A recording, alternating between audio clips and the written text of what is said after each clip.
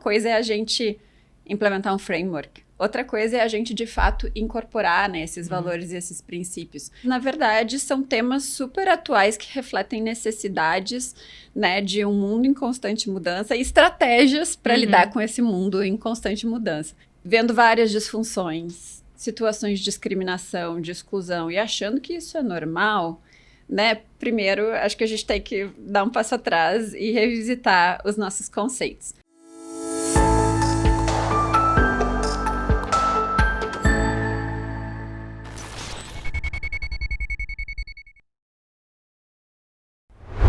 Olá, pessoal. Eu sou a Patrícia Knebel e esse é mais um episódio do podcast Better Future, uma iniciativa do Jornal do Comércio.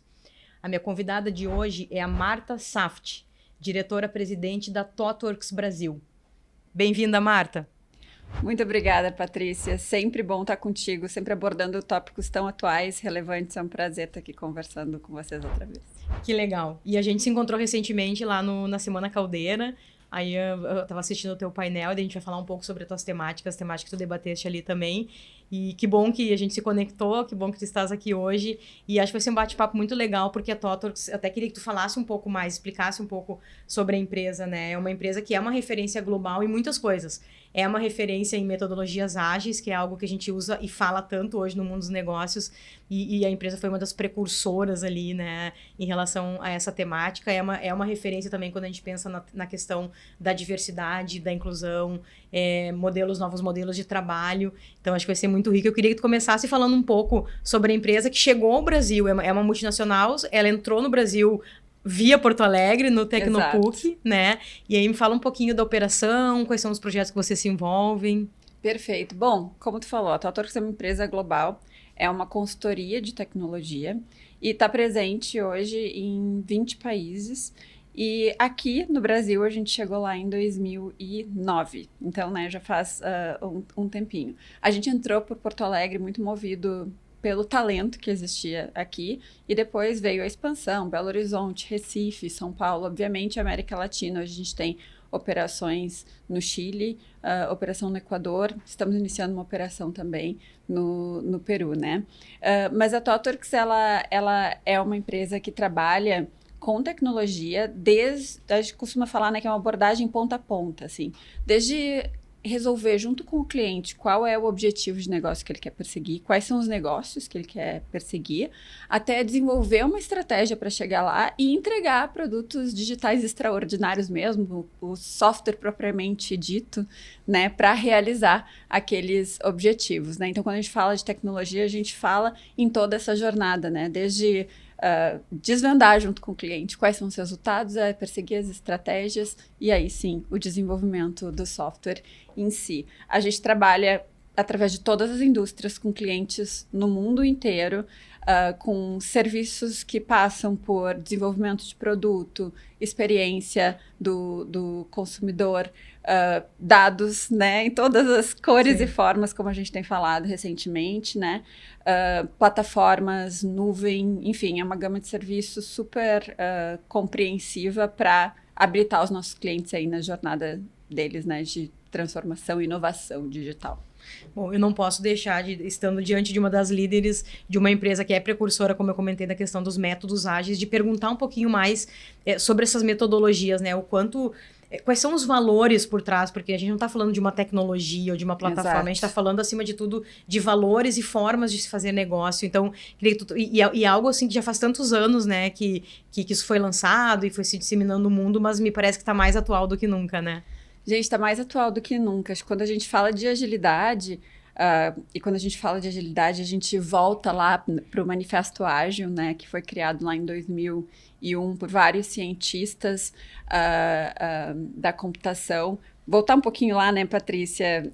Acho que é interessante a gente entender como essa cultura e como essa ideia da agilidade se conecta com a ThoughtWorks, porque lá em 2001, quando foi criado o Manifesto Ágil, que declara essa intenção, né, de uma abordagem para o desenvolvimento de software naquela época que fosse menos contida nas metodologias, nos métodos da engenharia de software, né, muito preditivos e tudo mais, e mais focado numa habilidade de responder à mudança, que lá em 2001 a gente já via, né, com a internet bombando e tudo mais, movimentos mundiais, globais, né, muito rápidos, nos permeando essa realidade de mundo, se entendeu que o desenvolvimento de software não poderia ficar tão constrito, né, aquelas metodologias tradicionais e que precisava ser mais responsivo.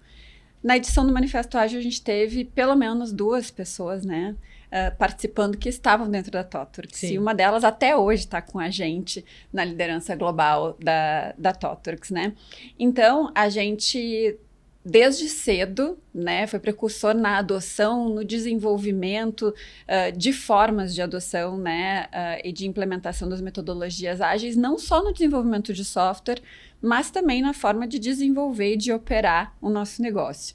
Tanto que eu gosto de reforçar que agilidade não é uma metodologia só, não é um framework, é uma mentalidade. Né? A gente fala na agilidade como a capacidade de responder a mudanças, não só de forma a se adaptar, mas também de criar vantagens a partir da resposta a essas mudanças. Se a gente traz para os anos mais recentes, a gente vai ver conceitos como de antifragilidade ou resiliência, que a gente tem falado muito e que tem muito a ver com agilidade. E daí, quando a gente fala de agilidade, a gente vai falar de 4 valores fundamentais, de 12 princípios, né? E é bem legal a gente ler o manifesto e entender como ele pode se desdobrar, né, para vários processos dentro da organização, né? Porque uma coisa é a gente implementar um framework, outra coisa é a gente, de fato, incorporar, né, esses valores e esses princípios. Então, quando a gente fala do Manifesto Ágil, ele vai ter valores, por exemplo, como priorizar indivíduos e a interação entre eles mais do que processos e ferramentas. Tu ter processos e ferramentas é muito importante, mas existe muito valor na interação entre os indivíduos. Tu colaborar com o teu cliente mais do que negociar um contrato. Sim, a gente precisa ter contrato, e eu tenho meu background de advogado, então eu adoro um contrato. Mas, na verdade, eu sempre digo, o contrato é a segurança, idealmente a gente vai colocar ele na gaveta e a gente vai trabalhar no que gera valor, a gente vai colaborar, a gente vai discutir quais são as coisas que estão realmente em jogo e cooperar para que elas realmente se realizem, né? E eu acho que, eu não vou citar todos, mas eu acho que um que é bem emblemático é a resposta a mudanças mais do que seguir um plano. Porque a gente pode ter um plano, mas dependendo do que aconteceu no caminho entre a gente iniciar a execução daquele plano até o fim, tudo que a gente criou ali no meio pode ter acontecido em vão. As mudanças, elas podem ser muito relevantes para a utilidade, para a relevância do produto final. Então, se a gente não recepcionar essas mudanças, a gente no final pode ter um produto que simplesmente não serve, né, ao seu propósito. E a gente vai comemorar o quê, né? Que a gente seguiu o plano. Eu acho não atingiu o resultado, mas seguiu o plano. Não é isso que a gente está buscando. E daí, quando a gente vai para os princípios, tem vários princípios que falam sobre a interação entre as pessoas, que ela deve acontecer durante todo o processo, que a gente deve criar um ambiente em que os indivíduos fiquem motivados e que estejam habilitados a entregar o valor que eles podem entregar, aceitar as mudanças, mesmo que elas ocorram em fases finais, às vezes, né, desses projetos, porque, de novo, elas podem ser muito importantes.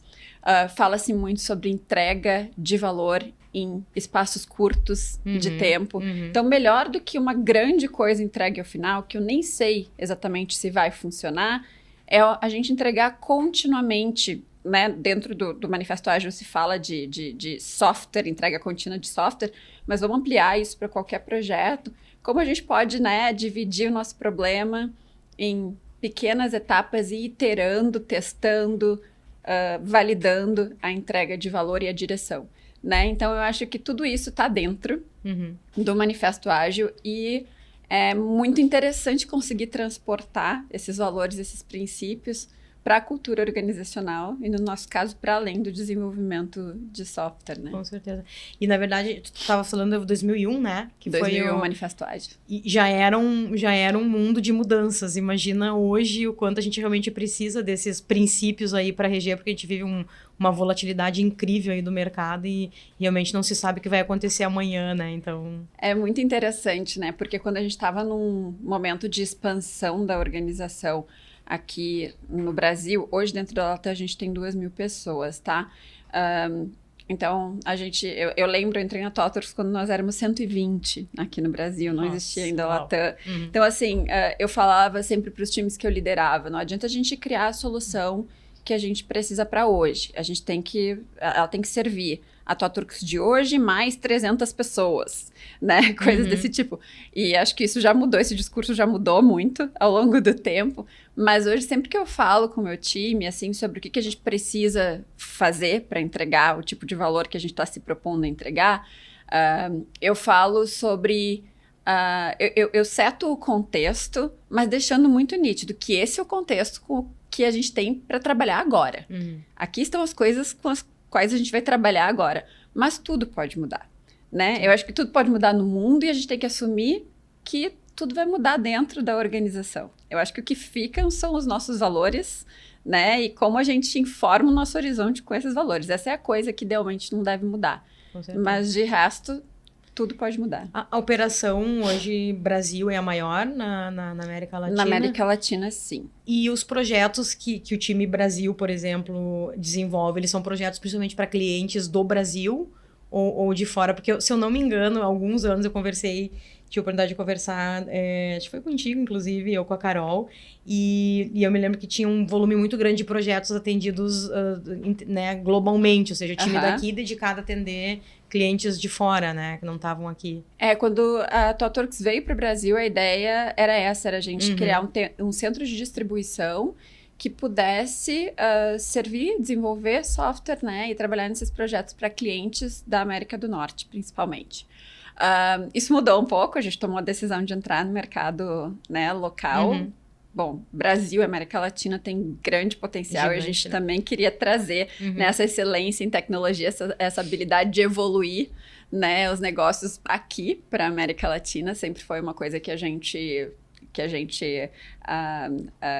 levou com muito carinho, porque eu acho que estar num país como uma empresa multinacional e buscar meios também de contribuir, né, com o ecossistema local é importante. Mas hoje, dentro do nosso portfólio, a gente tem mais ou menos metade. Então, a gente tem metade da nossa receita, mais ou menos, anual hoje, vindo de projetos majoritariamente de clientes dos Estados Unidos e Canadá, e a gente tem a outra metade de clientes de Brasil e outros países da América Latina, Chile, Colômbia, Peru, né, para citar alguns. Então, hoje a gente já está nesse patamar, né, de um portfólio bem distribuído. A gente tem um monte de assuntos para falar aqui, vou te fazer mais uma pergunta só sobre essa questão da agilidade, que me veio uma curiosidade agora. Tu percebe que existe um movimento de cada vez mais empresas adotando esse tipo de princípio e visão e as metodologias ágeis? E se sim, assim, também queria entender, na tua visão, uma empresa que ela segue essa lógica ali, o que ela consegue ser, no final das contas, né? Mais lucrativa, mais produtiva, mais inclusiva, enfim. Tá, acho que tem várias formas de responder, né? Mas acho que sim. Quando a gente fala de desenvolvimento de software, já passou do tempo que a agilidade era uma coisa nova, né? A gente tem, sim, empresas que adotam os princípios ágeis de formas diferentes, né? Eu acho que a gente é bem ágil no core, como eu te falei, dentro da TOTWORKS, sim sobre a mentalidade acima das frameworks, né? E tudo mais. A gente usar um Scrum, por exemplo, a gente ter um coach ágil, é diferente de ser ágil. Uma coisa é fazer ágil, outra coisa é ser ágil. Então, acho que tem empresas em várias etapas dessa jornada, né? Por uma questão de maturidade ou por uma questão de opção. Mas sim, no desenvolvimento de software já está bem difundido, né? A importância de ser mais ágil. Com relação à gestão em geral das organizações, como eu te falei, agilidade às vezes ganha outros nomes, né? Essa capacidade de criar estruturas que possam ser resilientes, estruturas evolutivas, antifrágeis, enfim, como se queira chamar. Eu acho que, de alguma forma, todas essas propostas incorporam um pouco desses princípios que enfim, né, a agilidade deu nome, né, a essas metodologias, mas na verdade são temas super atuais que refletem necessidades, né, de um mundo em constante mudança e estratégias para lidar com esse mundo em constante mudança. As organizações que não estão olhando para isso, eu acho que tem um caminho bem duro pela frente, porque o que a gente conseguir incorporar esses princípios, esses valores faz? Gente, lidar mais fácil com mudança. E tudo que a gente falou até agora é sobre mudança. Resistir à mudança custa mais caro, afeta a moral do time, né?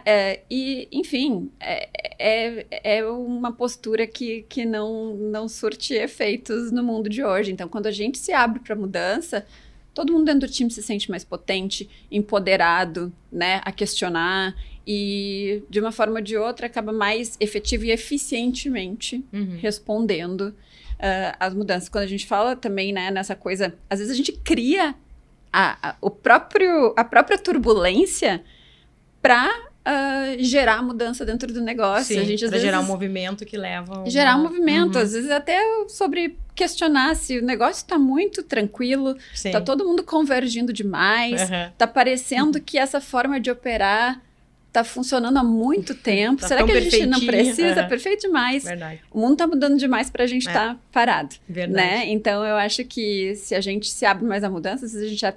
Às vezes não. A gente vai ser capaz, às vezes, de provocar a mudança que o nosso negócio precisa para que a gente fique mais lucrativo, para que a gente gere uma vantagem competitiva, para que a gente, às vezes, dê a volta na direção do nosso negócio de uma forma transformadora e crítica para a sobrevivência e para o sucesso dele.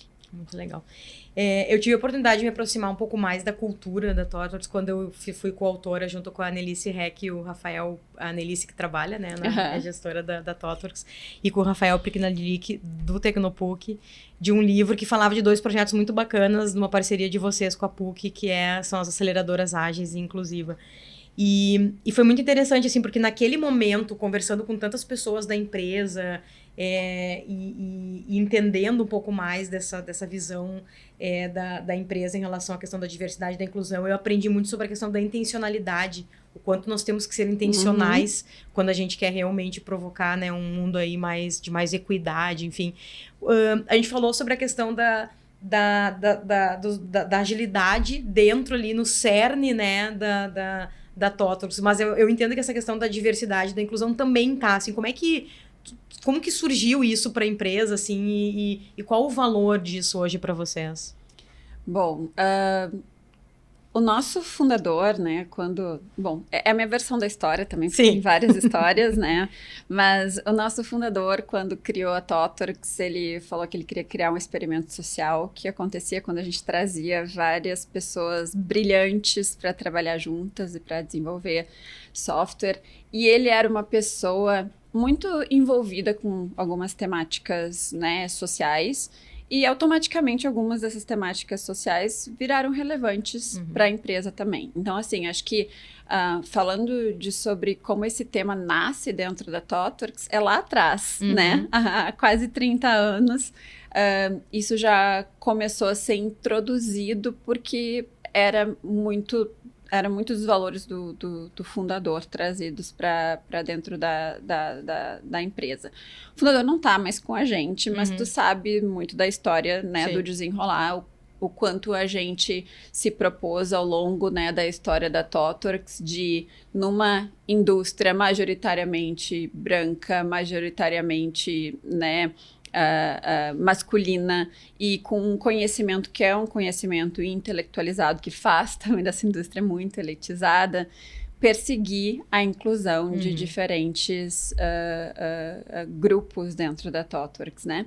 A gente entende que fazer isso, em primeiro lugar, é a coisa certa a fazer. Eu costumo dizer, se a gente está olhando para a sociedade, vendo várias disfunções, situações de discriminação, de exclusão, e achando que isso é normal, né? Primeiro, acho que a gente tem que dar um passo atrás e revisitar os nossos conceitos.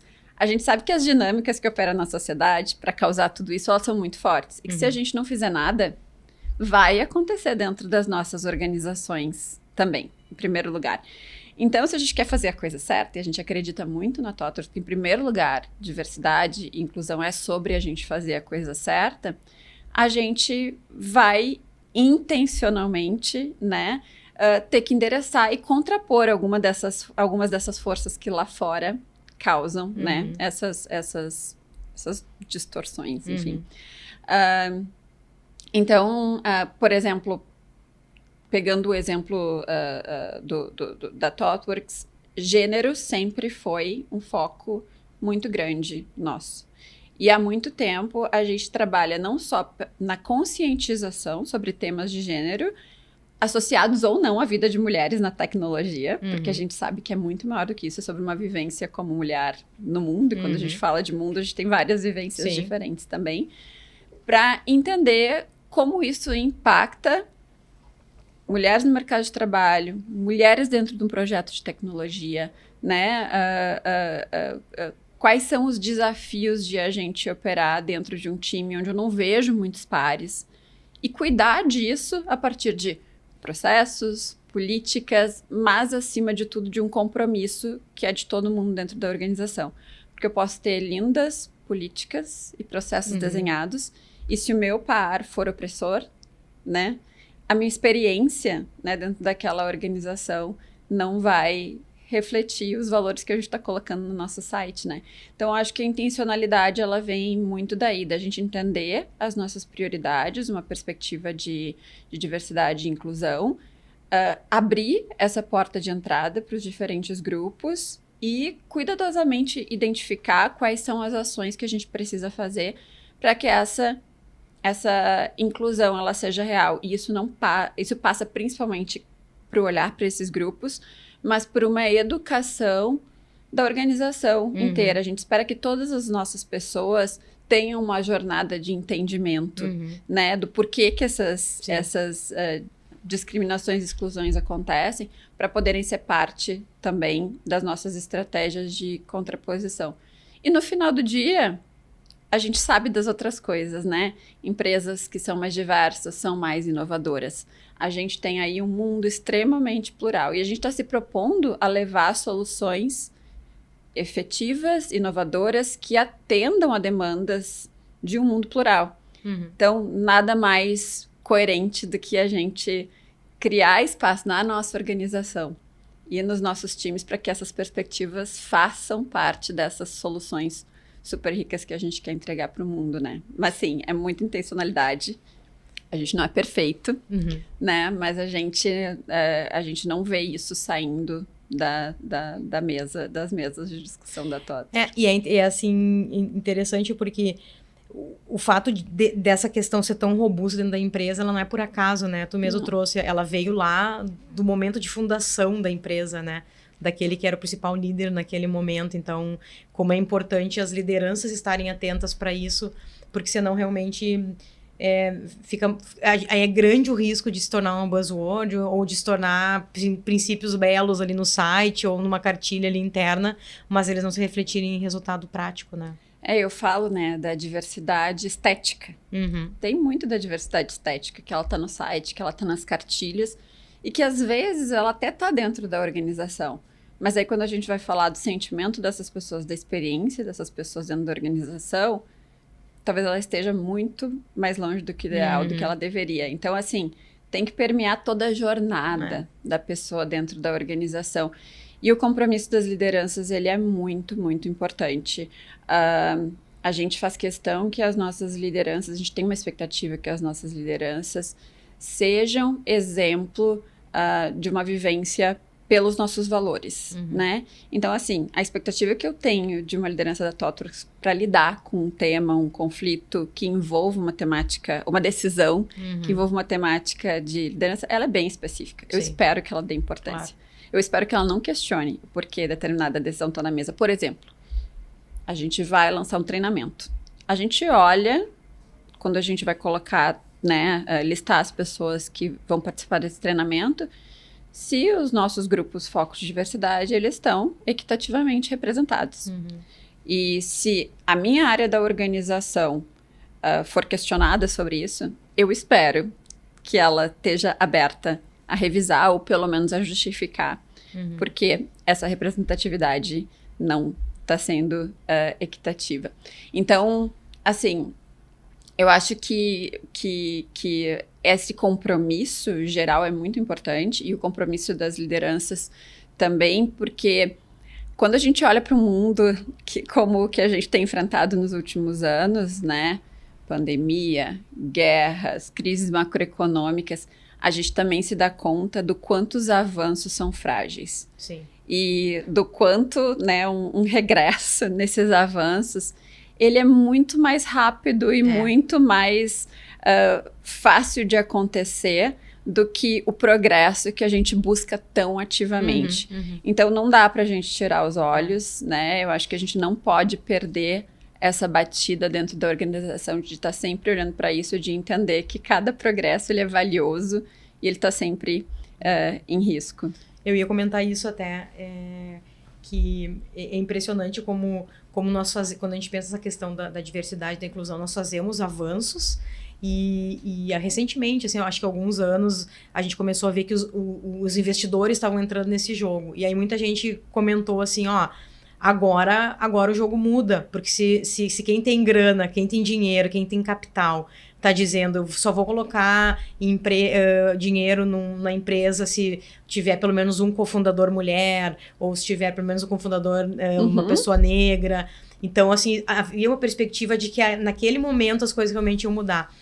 E aí a gente vai lá e faz alguns avanços de fato, né? E de repente acontece uma ou outra situação, como algumas coisas que aconteceram recentemente, que a gente olha não só para aquela empresa que cometeu aquele retrocesso, mas o mais assustador é olhar quanta gente apoia aquilo ali. E aí é um pouco frustrante, assim, né? A gente perceber que a gente dá alguns passos para frente e muitos para trás nesses momentos, né? Perfeito. E até declarações nesses momentos, assim, de crise macroeconômica, de grandes empresas dizendo, ó, diversidade e inclusão não é mais o foco. E tem muita gente, né? Muitos executivos falando sobre isso, né? E assim, se for tomar uma opinião pessoal minha, de novo, eu acredito muito no que eu disse antes, de que essa é a coisa certa a fazer. Eu acho que está tudo muito visível hoje no mundo para a gente negar que esses problemas existem. Eu acho que uma empresa vai mudar o mundo? Eu acho que não. Nenhuma empresa vai mudar sozinha. Sim. Ao mesmo tempo, eu acho que sempre vai valer a pena a gente fazer alguma coisa. Porque o mundo pode se aproveitar de bons exemplos e inspirações, e o bom exemplo arrasta. Sim. Né? E eu acho que tem coisas muito, muito, muito bonitas e valiosas para negócio também, quando a gente abraça de verdade essa experiência e esse compromisso da diversidade e inclusão. E uma vez que a gente viveu essa experiência, a gente vai querer reproduzir ela. Claro. Então, se eu puder, né, assim, dizer, poxa, se a partir da TOTVS, as pessoas que passam pela nossa empresa sentem isso e se dispõem no crescimento delas de carreira, às vezes até fora da empresa, em outros lugares, ou nas interações delas inspiram movimentos parecidos, eu acho que já está valendo a pena. Sim. Mas sim, né, eu não acho... esse movimento de mercado que tu mencionou moveu muitas ações. Em alguns momentos, ações mais estéticas, né, para preencher relatório. Verdade. Em outros momentos, ações que de fato trouxeram mudanças. Tem muitos exemplos bons ao redor do mundo. E eu acho que as pessoas que estão de fato preocupadas com isso, elas vão entender que às vezes o investimento ele é pequeno para gerar um benefício imenso. E quando a gente faz isso, a gente não está só beneficiando a empresa, a gente está beneficiando o ecossistema, né? E um ecossistema rico é essencial para o sucesso das nossas empresas, né? Enfim, eu acho que as pessoas certas à frente das organizações certas vão seguir inspirando e vão seguir sendo inspiradas também pelos bons exemplos. Até porque, bem como tu falaste, a gente não está falando de uma empresa, ou de, por exemplo, a TOTVS e outras empresas, a gente está falando das pessoas que compõem essa empresa. Exato. E que estão bebendo dessa cultura, né? Elas são disseminadoras dessa visão. Então, acho que isso nos dá uma esperança aí de que quanto mais a gente tiver empresas olhando com seriedade para esse tema, de fato a gente vai ter no longo prazo aí resultados mais efetivos. O que é, na prática, essa intencionalidade? Até para quem está nos ouvindo, nos acompanhando, o que é E aí eu sempre penso muito nessas novas gerações, né? A gente tem uma nova geração de empreendedores, de startups surgindo. O quanto é importante essas empresas, desde o início, elas olharem para essas temáticas. Assim, isso fosse... Pode dar até o próprio exemplo de como vocês fazem. O que é ser intencional? Abrir processos seletivos voltados para um determinado público, preparar as pessoas da empresa também para receber essas pessoas, né, que estão chegando. Como é que tu nos diria aí, como alguns exemplos? Eu acho que, em primeiro lugar, é a gente querer saber o que está acontecendo na nossa empresa, né? É entender quais são os gaps que a gente tem. Se você tem uma empresa e nunca olhou o seu percentual de pessoas, né, do sexo masculino versus não masculino, talvez seja a hora da gente olhar para entender se tem um gap de gênero aí, por exemplo.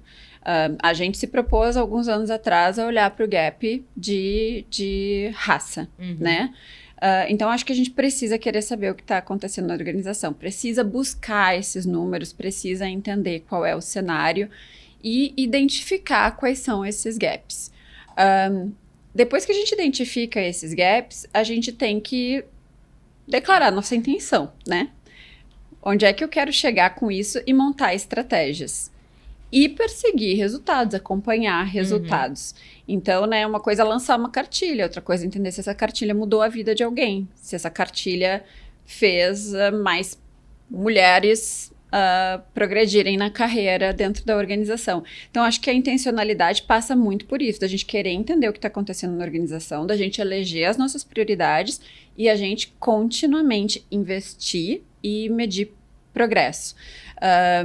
A gente, dentro da ThoughtWorks, né, entre outras coisas, a gente faz recorrentemente um survey de diversidade, equidade e inclusão para entender como as pessoas estão vendo essa temática dentro da empresa e como elas se sentem com relação a como esses temas são tratados. Se elas sentem que as pessoas têm, de fato, né, oportunidades equitativas, se elas sentem que elas são consideradas para essas oportunidades, se elas veem, de fato, né, esses temas que envolvem diversidade e inclusão tendo efeitos na prática do dia a dia delas. A gente poderia não perguntar, a gente poderia assumir que está fazendo bem e simplesmente se contentar com as ações que a gente colocou, né, que a gente executou. Mas esse feedback contínuo vai ajudar a gente a medir esses resultados e entender se a gente está atingindo o nosso objetivo, né?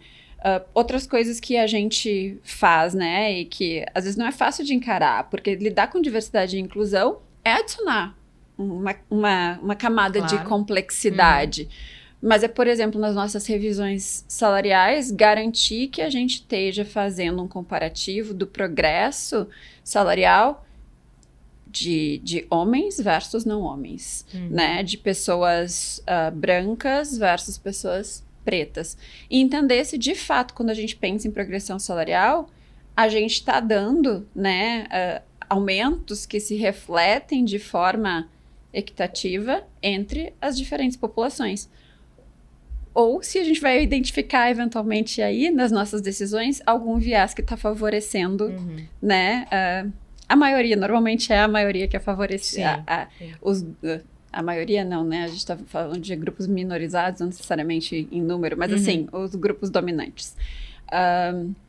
Então, eu acho que tem várias formas da gente demonstrar essa intencionalidade. E o que eu digo tem muito a se fazer e o importante é começar. O que não é aceitável, na minha opinião, é a gente não começar. Então, entender o que está acontecendo na organização, identificar um gap e se propor a buscar alguma melhoria e montar uma estratégia para isso. Pode ser grande, pode ser pequeno, o importante é começar. Legal. Eu já ouvi, assim, muitas vezes, né, principalmente de empreendedores que são, ou empresas, assim, que são mais agressivas comercialmente, que quando a gente, como se coloca essa questão da diversidade, da intencionalidade, ou seja, eu vou olhar prioritariamente para mulheres. O contraponto é sempre, né, a visão é sempre assim, eu tenho que olhar para quem é melhor, né? Por que eu tenho que contratar uma mulher se eu tenho aqui 2 candidatos homens que são melhores que aquela mulher? Como é que a gente responderia a isso? Olha, Em alguns casos, eu vou entender essa pressão do negócio e a gente pode buscar, então, onde isso pode ser compensado na organização. Onde não for tão crítico naquele momento, ou onde tiver uma urgência menor, se é que esse é um argumento válido naquele caso. Por experiência, a gente tem homens, mulheres, pessoas brancas, pessoas negras, excelentes em todos os campos. Né? A verdade, às vezes elas vão estar em menor número, porque é um conhecimento que está em desenvolvimento, mas em muitos casos são pessoas que não receberam projeção justamente porque o sistema não deu a elas projeção. Um grande exemplo que a gente usa é uns anos atrás, quando a gente começou a ser convidados a patrocinar e a participar de eventos, a participar dos conselhos que organizavam alguns eventos, e de repente a gente olhava para um palco cheio de homens, ou para uma programação cheia de homens. Gente, não, mas é que não tem pessoas nesse meio. Tem. Se a gente procurar direitinho, a gente vai achar. A gente tem pessoas capacitadas em muitos lugares, e o que está acontecendo é que o sistema não alça essas pessoas ao lugar de representatividade que elas deveriam ter. E a gente pode fazer isso. A tal da intencionalidade, né? Aí está a intencionalidade, né? Então, eu acho que isso é uma coisa que a gente faz como organização. Eu faço, né, individualmente, ao questionar os eventos que eu estou participando, porque é sobre isso. Para essas pessoas parecerem como pessoas aptas no processo seletivo, elas têm que ter sido dadas, né, no trânsito delas na sociedade, oportunidades de trabalho, de visibilidade, né, das mais diversas. Então, eu acho que a minha resposta é, se num determinado momento, de repente, não houve tempo, por exemplo, para buscar mais pessoas candidatas que se equiparassem, né, nas habilidades técnicas e tudo mais, e aquela for a decisão necessária naquele momento para o negócio, como é que a gente compensa? Mas fora isso, assuma que existem essas pessoas, porque existem. Por exemplo, não dá para dizer isso se a gente não tiver mulheres e homens que tenham passado por esse processo seletivo, né? Então, assim, uma pipeline, pelo menos uma pipeline que seja balanceada, equilibrada, né? De seleção para esse papel, tem que ter acontecido. Se no final a pessoa mais qualificada for um homem, a gente vai entender como endereçar isso em outras áreas do negócio. Não é sobre a gente tirar a oportunidade de ninguém. Né? A gente não vai tirar a oportunidade de um homem necessariamente para dar para uma mulher. A gente só vai garantir que no caminho até essa oportunidade as pessoas sejam olhadas, né, como capazes e haja esse reconhecimento de que sim, existe talento que às vezes só não foi alçado, né, para ter visibilidade, porque o sistema naturalmente não proporciona isso. Mas eu acho que já está bem melhor, assim, pelo menos quando a gente olha para eventos, ainda acontecem algumas atrocidades, ainda acontecem, né, mas eu acho que cada vez mais a gente tem visto representatividade e tal, isso também move bastante, assim, os nossos processos e a nossa capacidade de julgar, né? Fazer um bom julgamento nesses momentos. Com certeza. E a inteligência artificial? Porque, assim, a gente está falando de uma tecnologia incrível do ponto de vista de negócios e de tudo que ela pode nos possibilitar, né? Não só nos negócios, mas na nossa vida, no dia a dia. Mas também é uma tecnologia que exponencializa, né? Esses vieses que a gente tem, esses preconceitos, os riscos. Como é que a gente pode tratar e começar a olhar com um pouco mais de atenção para as questões éticas envolvendo ali, desde o algoritmo até realmente o desenvolvimento dessas soluções?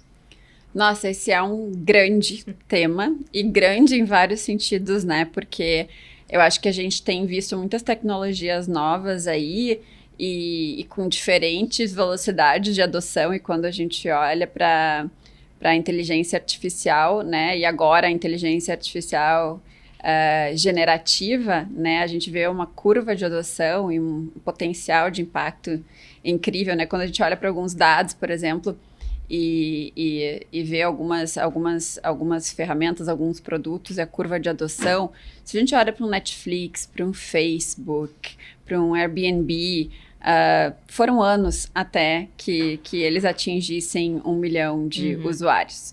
No caso do ChatGPT, por exemplo, foram 5 dias. Né? Até que atingissem 1 milhão de usuários. Daí para frente a gente segue contando e vendo essa curva ascender. Quando a gente fala, né, de inteligência artificial no geral e fala dos algoritmos, né? Os algoritmos, eles são regras criadas por pessoas que refletem nessas regras as suas experiências. Então, se tem alguma coisa, algum padrão, né, arraigado na sociedade, ele muito provavelmente vai ser transferido para esses algoritmos, né? Isso é conhecido, já tem vários experimentos que mostram, por exemplo, como decisões judiciais geradas através de inteligência artificial reforçam vieses, né? E podem perpetuar aí injustiças, né? Quando a gente fala, então, da inteligência artificial generativa, a gente vai ter essa combinação dos algoritmos com os large language models, né? Deep learning, e todo um sistema aí mais complexo que envolve bilhões, trilhões de parâmetros que a gente sequer consegue explicar, né? Então, a gente vai ter aí, quando a gente fala dos large language models, né? Os modelos sendo educados a partir de dados e informações disponíveis que, da mesma forma como os algoritmos, vão também trazer neles, né, esses vieses. E de uma forma que dificulta ainda mais a nossa capacidade de explicar, né, de onde os outputs, as saídas, né, desses modelos, como é que eles estão sendo gerados, assim. Então, a gente está diante de um dilema, de um desafio ético realmente muito grande. É sobre escolher entre ter mais lucro versus ser mais ético, em muitos casos, e a gente sabe que nem sempre a decisão certa é a tomada. Eu acho que o primeiro passo para a gente lidar com isso é justamente ter a consciência do que a gente fala, né, há bastante tempo, que a tecnologia não é neutra, né? Dependendo do para que ela é utilizada, ela vai produzir bons efeitos ou ela pode ter efeitos negativos.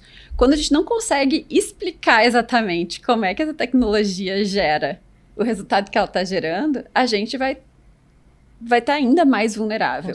Então, a gente precisa de atenção. A gente não pode assumir todas essas ferramentas e todos esses modelos como geradores de resultados que são absolutos. Então, quando a gente fala que a inteligência artificial ela precisa de governança, ela precisa, a generativa principalmente, de supervisão humana ainda, é porque tem muitos fatores aí que a gente precisa levar em consideração para entender se esse efeito que ela está causando ele é positivo de fato, né? A gente sabe que tem muitos modelos aí que não de inteligência artificial que sequer conseguem ser interpretados pelas pessoas que criaram. Eles são verdadeiras caixas pretas. E, além disso, os modelos estão em constante evolução. Então, eu vou lá e eu dou uma entrada agora e ele vai me responder de uma forma. Eu dou uma entrada daqui a 10 horas ou menos e já é outra, né? Então, diante disso, acho que a gente tem que entender que a gente está diante de uma tecnologia aí que excede a nossa capacidade de fazer o catch-up quase, né? De acompanhar. Tem algumas coisas que dá para fazer. De novo, conscientização sobre os vieses. Entender como é que eles vão parar lá dentro, né, desses modelos e que isso precisa ser um ponto de atenção. Entender quais são os dados que estão disponíveis para informar esses modelos. Se eu estou falando de alguma ferramenta que eu tenho, por exemplo, dentro da minha empresa ou dentro da minha organização, ou uma ferramenta usada por um governo, assim por diante. Será que os dados que eu tenho ali são representativos, representam equitativamente todas as populações que eu estou tentando modelar? Essa é uma pergunta que sempre pode ser feita. A gente pode usar técnicas para entender se o que está sendo gerado a partir desses modelos está entregando o que a gente espera. A gente pode fazer análises de fairness, assim, né, de justiça, de entender, por exemplo, como é que aquele modelo trata diferentes grupos. Fazer uma mesma entrada, endereçando diferentes grupos e entender como é que se comporta o output e ver se de fato tem um viés ou não ali. Dentro das nossas empresas, a gente pode fazer auditoria de algoritmos, os grandes, né, plataformas que a gente usa, né, podem conduzir auditorias de algoritmos para identificar se tem viés, corrigir eventualmente esses vieses. A gente pode, né, criar métricas de diversidade para acompanhar. Quando a gente fala dos modelos esses mais complexos, agora de IA generativa, né, que tem os modelos, que tem as ferramentas que são aí, né, abertas ao público, mas também tem modelos proprietários. Por exemplo, eu posso criar minha própria ferramenta dentro da minha empresa. Eu posso criar formas de visualizar qual é a parte, né, desse modelo que está contribuindo mais para a geração do output, né, da saída. E entender se eu preciso dar mais atenção para alguma dessas partes, se eu identificar que existe algum viés incorporado. Então, enfim, acho que tem técnicas aí que a gente pode usar, a gente pode se basear também em conhecimento prévio, que é basicamente o que a gente está falando aqui, para entender se os viés estão manifestados nessas saídas, mas ainda eu acredito que é uma caminhada em que nós, como seres humanos, vamos ser críticos, mas precisamos nos sentir responsáveis por essa supervisão. Eu acho que já excede, como eu falei, a nossa capacidade de acompanhar. Acho que tem muitas possibilidades que a gente vai seguir perseguindo, mas tá consciente de que as respostas, né, da inteligência artificial, elas não são absolutas e elas não são perfeitas, que elas precisam de supervisão, que precisa de governança, né? Eu acho que é necessário e tem que continuar sendo uma grande pauta à medida que o uso dessas tecnologias se expandem.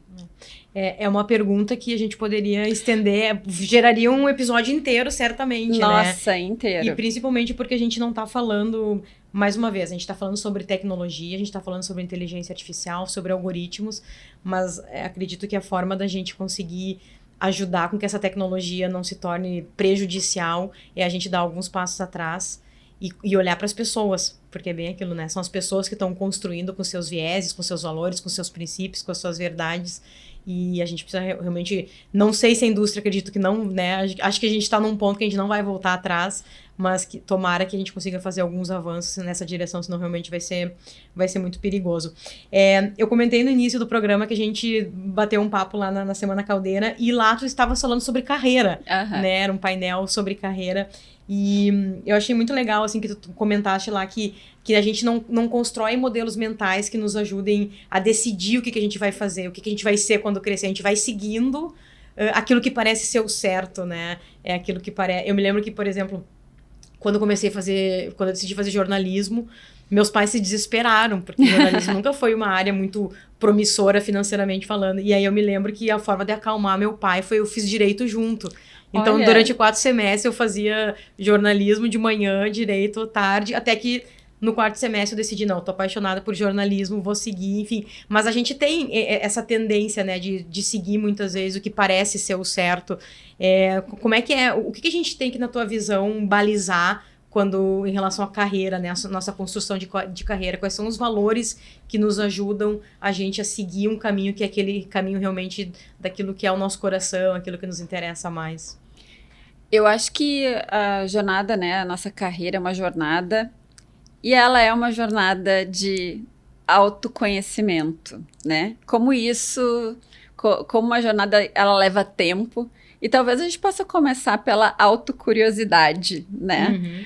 Porque quando a gente fala desses modelos que são dados pra gente, a gente não tem modelos mentais para refletir sobre isso, não são ensinados esses modelos na faculdade, na escola, a gente acaba absorvendo esse modelo de sucesso do que a gente deveria perseguir como carreira, que é entregue pra gente, que é basicamente a escadinha, a gente vai subindo, a gente começa num lugar, depois a gente tem que gerir pessoas, e depois a gente tem que ter uma posição X, um salário Y, e a gente busca de alguma forma uma carreira que seja ascendente, que dê pra gente status social, que dê pra gente, né, status financeiro, e nada disso tá necessariamente falando com o que a gente busca, com as nossas forças, que são o que de fato vai levar a gente a ter algum tipo de ascensão, né? Então, eu acho que a autocuriosidade, ela passa por aí. A gente passa, às vezes, uma vida se perguntando o que aquele emprego tem para dar pra gente, o que aquele trabalho pode significar pra gente nessa jornada de sucesso que a gente absorve do exterior. E a gente se pergunta muito pouco sobre o que eu tenho para entregar para essa realidade. Quais são as minhas forças? Eu acho que em alguma fase da vida, a gente vai acabar se guiando por essa fotografia aprendida, por essa definição aprendida de sucesso.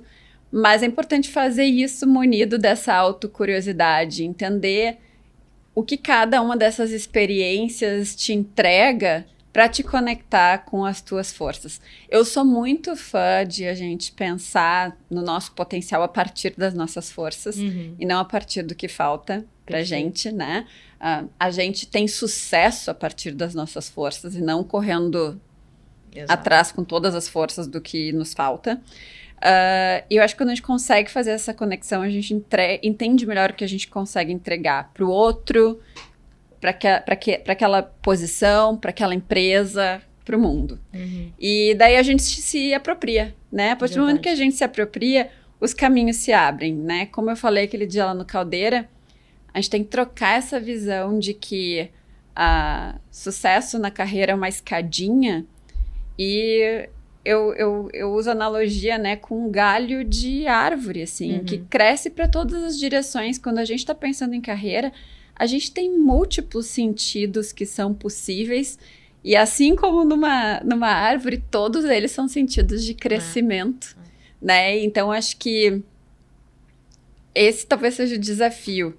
Abrir mão daquele sentido linear e ascendente que a gente absorve como, né, o sentido certo para nossa carreira e se permitir essas experiências e esse crescimento que acontece para todos os lados, que conecta a gente com as nossas forças, porque é a partir das nossas forças que a gente vai saber o que a gente pode dar para aquele contexto e ter uma experiência de sucesso que se conecte mais com o que a gente está buscando para a vida da gente. E é impressionante, né? É impressionante como esse paradigma ele é vigente, ou seja, ele vem desde o modelo tradicional da educação, onde a gente vai fazer aula de reforço para aprender aquela matéria que a gente não é bom. Não é bom. E aí tu deixa de trabalhar naquela disciplina que tu é muito bom. Então tu acaba te tornando mediano naquilo que tu não domina e mediano naquilo que tu poderia realmente extrapolar e chegar num próximo nível. E eu acho que a gente faz muito isso no nosso desenho de carreira. A gente acaba olhando para aquilo que nos falta. A gente acaba olhando para a escassez e a gente não olha para quais são as nossas habilidades específicas que nos diferenciam do resto do mercado, porque elas são fruto da nossa verdade, da nossa autenticidade, que é aquilo que é uma construção que vem muitas vezes lá desde pequeno. Né? A gente tem habilidades específicas que elas estão lá na nossa infância e que a gente pode ser um talento para vendas, pode ser um talento para marketing, pode ser um talento para liderança, e isso vai muitas vezes ficando esquecido porque a gente está numa corrida para tentar melhorar aquilo que a gente não é bom, assim. Então isso acaba definindo o próprio futuro profissional de muita gente, né? É, o nosso e o das outras pessoas, né? Porque exato. Quando eu não sou capaz de me olhar assim, eu não sou capaz de olhar o outro assim. Exatamente. Então, quantas pessoas, às vezes, na sua jornada não são consideradas boas pelos seus líderes, porque os líderes também estão olhando só para o que falta, Não estou dizendo da gente ignorar coisas que são importantes para um determinado papel, para uma determinada, né, função dentro de uma empresa. Mas é justamente assim, quando eu me enxergo nesse lugar e eu sei aproveitar as minhas potencialidades, busco apoio para lidar com as minhas fraquezas, eu consigo olhar como liderança, por exemplo, para o meu time dessa forma, assim, e potencializar as forças, né, maiores que as pessoas têm, entendendo que às vezes os gaps eles podem ser supridos de outras formas por outras pessoas, né? Então acho que quando a gente é generoso, quando a gente chega nesse ponto que a gente consegue identificar as nossas forças, a gente também consegue ser generoso com a gente, focar nas forças, colocar menos pressão, né, nas fraquezas, entender até onde a gente precisa de fato fechar esse gap e também olhar com essa mesma generosidade e cuidado para as pessoas que a gente eventualmente lidera, que trabalham com a gente, né? Então, não medir elas pelas fraquezas, medir elas pelas forças. E isso tem resultados muito importantes para a vida da gente, para a vida dos outros e para negócio, se a gente for pensar, né? Verdade. Essa composição de time, essa habilidade de coletivamente construir o que uma empresa precisa para entregar, né, um determinado resultado, para alcançar um determinado objetivo, é essencial, uma competência de liderança essencial. Mas eu acredito de verdade que a gente entrega melhor aí quando a gente conseguiu primeiro se compreender e se apropriar das nossas forças. Verdade, verdade.